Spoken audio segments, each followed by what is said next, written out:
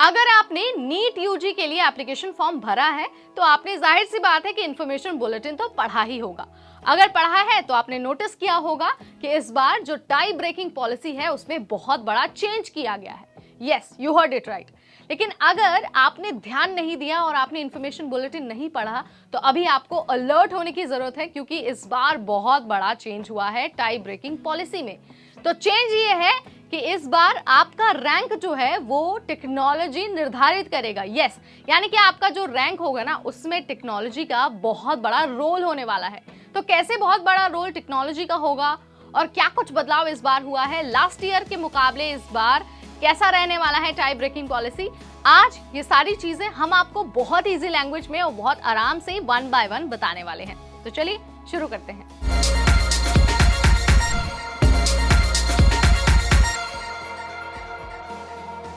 हाय, मेरा नाम है नेहा और आप सबका बहुत स्वागत है एनबीटी टेकेड पर। तो अगर आपने नीट यूजी के लिए एप्लीकेशन का फॉर्म अब तक नहीं भरा है तो फटाफट ऑफिशियल वेबसाइट यानी कि neet.ntaonline.in यहाँ पर जाइए और जाकर अपना एप्लीकेशन फॉर्म भर दीजिए। इसके साथ ही जो इन्फॉर्मेशन बुलेटिन है वो भी लाइव कर दिया गया है, आप इसी वेबसाइट पर जाकर वो भी चेक कर सकते हैं। तो हम बात कर रहे हैं टाई ब्रेकिंग पॉलिसी की।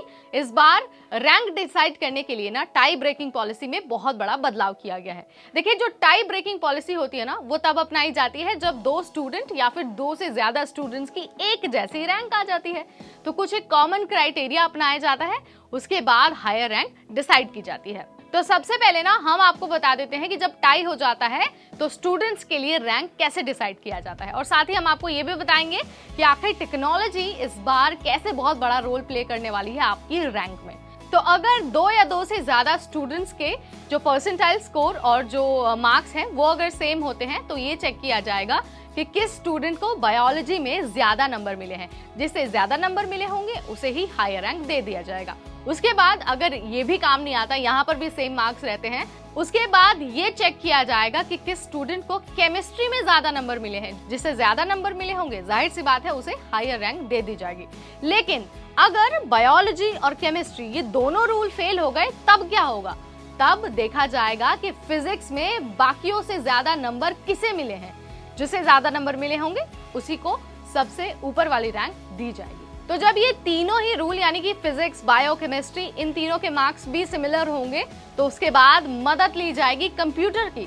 कंप्यूटर के जरिए एक लकी ड्रॉ निकाला जाएगा और जिस भी स्टूडेंट का नाम, रोल नंबर उस ड्रॉ में होगा उसे ही हायर रैंक दे दी जाएगी। Yes, you heard it right. यानी कि इस बार जो नीट की टाई ब्रेकिंग पॉलिसी है उसमें आपके मार्क्स, आपकी मेहनत, ये सब के साथ ही देखा जाएगा कि आपकी किस्मत कैसी है। क्योंकि कंप्यूटर है, टेक्नोलॉजी है, तो उसमें किसी भी इंसान का कोई हस्तक्षेप तो है नहीं।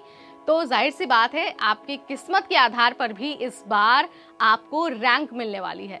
तो इस बार ये बहुत बड़ा सवाल है कि क्या ये जो टाई ब्रेकिंग का नया तरीका अपनाया गया है ये सही है? अगर सही है तो किस हद तक सही है, और साथ ही ये कैसे होने वाला है, ये बहुत बड़ा सवाल अपने आप में ही है। आप इसके बारे में क्या सोचते हैं और क्या आपको ये पहले से पता था? जो भी जानकारी आपके पास है आप हमें कमेंट सेक्शन के जरिए बता सकते हैं।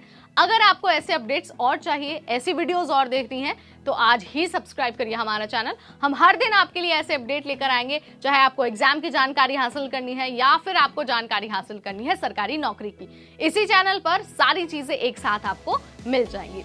Till then, this is me, Neha Upadhyay, signing off.